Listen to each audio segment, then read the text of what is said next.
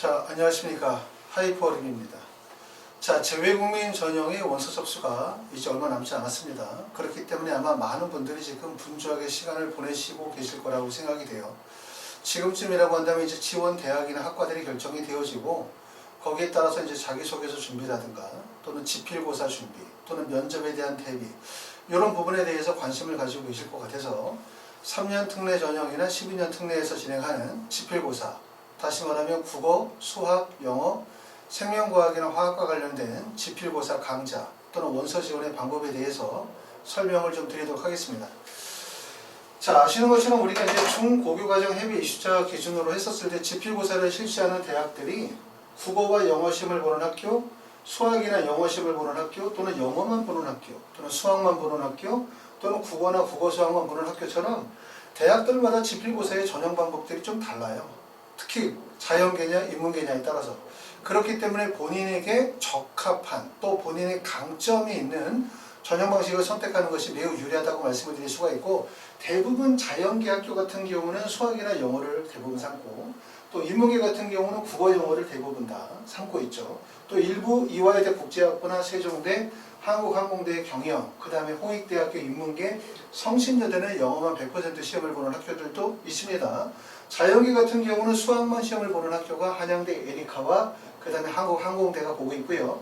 그 다음에 국어만 시험을 보는 학교는 한양대 에리카, 인문계가 국어 시험만 보도록 합니다. 그렇기 때문에 대학들마다 전형의 방식이 있기 때문에 본인에게 적합한 강점이 있는 전형 방식을 선택하는 거 중요하다고 말씀을 드릴 수가 있습니다.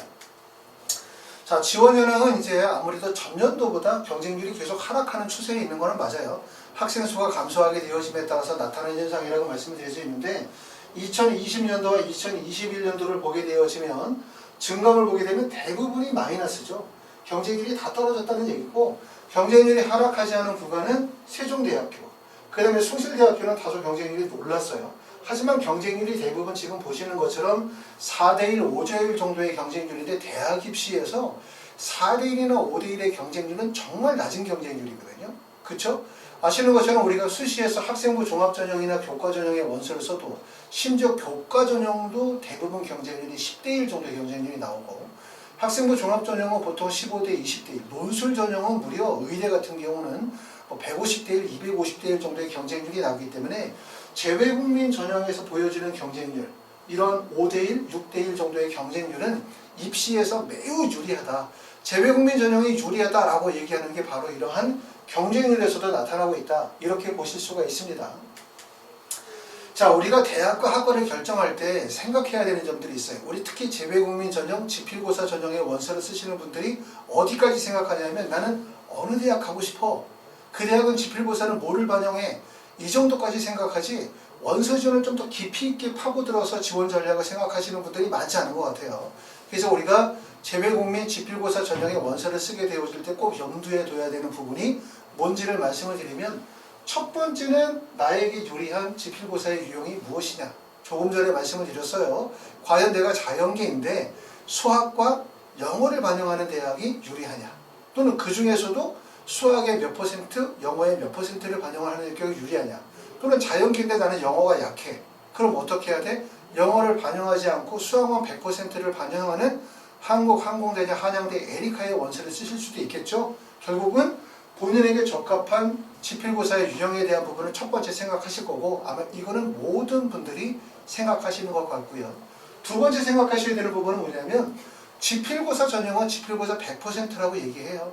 그런데 과연 학교 성적표는 그럼 과연 중요하지 않나? 이 부분에 대해서 생각하시지만, 자, 우리가 3년 특례 전형에서 지필고사 전형의 원서를 쓴다 하더라도, 모집 요강에는 지필고사 100%가 나와 있다 하더라도 대학이 제출하는 서류는 초중고등학교 성적증명서를 제출하거든요. 성적증명서를 제출하는 이유가, 첫 번째는 재외국민 3년 특례 자격 조건에 대한 학기 이수 여부에 대한 확인의 차원도 있지만, 성적표가 제출이 되어진다는 것, 그 자체는 대학에서 성적을 평가한다고 이해하시는 게 좋죠. 항상 제가 말씀을 드리지만 대학은 절대로 정직하지 않다는 점을 꼭 아셔야 돼요. 왜?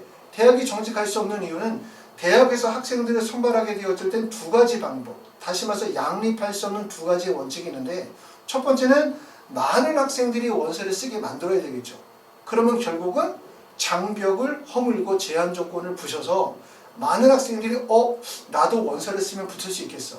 난 학교 성적이 안 좋으니까 지필로 원서를 쓰면 붙을 수 있겠어라는 착각을 하게 만들어야 되고, 그러고 난 다음에는 대학에서는 우수한 학생을 선발해야 되거든요. 그럼 당연히 지필고사 100% 전형에서는 지필 성적이 당연히 우수하죠. 그게 절대적으로 반영이 되어지는 건 맞지만 결국은 중학교, 고등학교 성적표가 제출이 되어지기 때문에 성적에 대한 부분도 반영이 되어진다고 이해하셔야 돼요. 아셨죠? 그렇기 때문에 내가 만약에 고등학교 때 성적이 안 좋아, 조금 낮은 편이라고 생각하면 대학이나 학과를 고려하게 되어질 때 지필고사 성적과 같이 평가를 해서 대학과 학과 수준을 낮춰야 되겠죠. 학교 성적은 낮지만 나는 지필고사 성적이 매우 우수해. 그럼 목표대로 원서를 쓸 수 있지만 학교 성적도 낮고 지필고사 성적도 별로 안 좋아 라고 생각하면 대학이나 학과에 대한 부분을 낮춤으로 인해서 합격에 대한 지원 전략을 짜야 된다. 그렇기 때문에 지필고사 100%라 하더라도 원서 지원을 할 때 대학과 학과를 결정하시게 되어질 때는 뭐로 해야 된다? 성적을 고려하셔야 된다라고 말씀을 드리고요. 세 번째는 대학별 모집 방법이 다르다는 점을 꼭 아셔야 돼요. 모집 방법이 다르다. 대학별로 모집을 하게 되어질 때 일반적으로 우리가 대학 입시에서 수시 전형이거나 정시 전형은 대부분 학과별 선발이거든요. 예를 들어서 경영학과에 지원한 학생, 의예과에 지원한 학생들끼리의 경쟁이 이루어지는 학과별 선발이지만 재외국민 전형은 모집 인원이 적어요. 그렇죠. 한 과에 1명, 2명, 3명 정도의 소수 인원을 뽑다 보니까 재외국민 전형의 모집 인원의 방식이, 선발 방식이 일부 대학은 학과별 모집을 하는 학교도 있고 어떤 학교들은 계열별 모집, 인문계, 자연계 모집도 있고 어떤 학교들은 인문계, 자연계 내에서 단과대학별, 모집 단위별 선발 방식을 가져가고 있다는 점, 이런 점들을 되게 중요하게 하셔야 돼요. 여기에 따라서 결국은 원서 지원 어떻게 할 것이냐, 원서 지원 어떤 전략을 짜실 거에 대한 부분을 꼭 평가하셔야 된다고 말씀을 드리고, 그렇기 때문에 대학별 선발 방식에 대한 부분들을 꼭 알아두셔야 된다. 대학의 선발 방식은 A, B, C, D 네 가지 정도의 유형이 있다고 말씀을 드릴 수 있는데, 첫 번째는 계열별 모집, 인문계, 자연계 모집한다는 뜻입니다. 학과별 모집 인원은 표에 기재된 학과별 최대 인원 내에서 선발한다. 단과대별 모집을 하는 학교들이 있고요. 또는 학과별, 단과대별 모집이 있어요. 그러니까 말씀을 드렸었던 것처럼 계열별 모집, 모집 단위별 모집, 그 다음에 학과별 모집의 방식이 있기 때문에 모집 방식에 대한 부분들을 꼭 알아두셔야 된다고 말씀을 드립니다. 요 점을 중요하게 생각하셔야 돼요. 일반적으로 서류평가 전형이나 면접고사 전형의 원서를 쓰는 학생들보다 지필고사 원서 지원하시는 분들이 원서 지원에 대해서 몇 가지 생각하지 않아요. 물론 지필고사 전형이라는 것이 서류평가 전형이나 면접고사와 다르게 지원 학과에 대한 전공 적합성을 고려하지 않죠. 내가 전기공학과에 원서를 쓴다고 해서 교과 과목에서 전기공학과 관련이 되어진 이수 교과목이라든가 성적을 보지는 않아요. 맞죠? 하지만 아시는 것처럼 2023학년서부터 서울대학교에서 정시에서도 전공적합성을 반영한다. 이게 대학 입시의 방향이거든요. 예를 들어서 전기공학과에 원서를 쓴 학생이 문과 학생이 원서를 쓰거나, 그렇죠. 고등학교 과정에서 이과 과목을 교수하지 않았어. 하지만 지필고사에서 수학과 영어 시험을 봐가지고 좋은 성적이 됐어. 또는 내가 전기공학과의 필수 과목이라고 할 수 있는 게 수학이나 물리교과인데 물리 과목을 이수하지 않았어 라고 했었을 때 그 학과에 원서 쓸 때는 전공 적합성을 고려하지 않지만 전반적인 대학 입시의 방향성은 정시와 같은 이런 정성평가가 아닌 정량적 평가에서도 지원학과에 대한 전공 적합성을 중요하게 평가하는 시점이라는 얘기예요. 왜냐하면 전기공학과에 원서를 쓰는 학생이 수학을 제대로 공부하지 않았거나 아니면 물리 과목을 공부하지 않았다면 그 학생이 대학에 입학하고 난 다음에 학업을 진행하는 데 어려움이 있다는 점 아시죠? 그렇기 때문에 2023학년도부터 서울대학교 정시전형에서도 전공 적합성을 반영한다는 점이 나와 있기 때문에 재외국민 전형의 원서를 쓰시는 분들은 그걸 아셔야 돼요. 3년 특례 전형에서 지필고사 전형의 원서를 쓰니까 전공 적합성 중요하지 않으니까 아무 학과나 원서를 찔러 넣는다가 아니라 내가 이수한 교과목에서 적합한 학과를 선택하는 게 매우 중요하다는 점을 꼭 아셔야 돼요. 입시의 변화에서 이런 걸 중요하게 보고 있다는 점, 그걸 좀 알아두시라는 얘기고, 그 다음에 또 말씀을 드렸었던 것처럼 학교 성적 무시하고 지필고사 100%라고 생각하시면 학교 성적표가 제출되기 때문에 성적이 반영이 되어진다는 점 아셔야 되고, 그 다음에 학과별 모집을 진행하는 학교도 있고 계열별 모집도 있고 단과대학별 모집이 있기 때문에 대학마다 모집 방식에 대한 차이, 여기에서 우리가 대학을 어떻게 결정할 것인가, 이 점을 꼭 알아두시라는 말을 제가 꼭 말씀을 드립니다. 중요한 점을 말씀을 드렸고요. 그렇기 때문에 우리가 이제 대학들마다 선발 방식이 차이가 있는 거예요. 지금 경희대 같은 경우들은 계열별 모집이기 때문에 총 자연계에서 25명을 선발한다. 그리고 각각의 모집 인원이 보면 25명이 넘는 학과는 없어요. 예를 들어서 성적이 우수한 학생이 기계공학과에 다 몰렸다고 한다면 기계공학과에서 15명을 뽑게 되는 거고, 그리고 나머지 학과에서 선발 인원은 10명이다 보니까 선발되지 않는 학과들도 있을 수 있다는 거죠. 그렇죠? 이 점에서 아까 제가 꼭 말씀을 드렸던 것처럼 3년 특례 지필고사에서 전공 적합성을 반영하지 않아, 성적표 반영하지 않아, 이게 원칙이죠. 모집 요강에 나와 있는 거 지필고사 100%. 하지만 전체적인 입시의 방향은 뭐라고 했어요? 결국은 정량적 평가에서도 뭐가 반영이 되어진다? 학과 적합성에 대한 부분들을 중요하게 생각한다. 왜?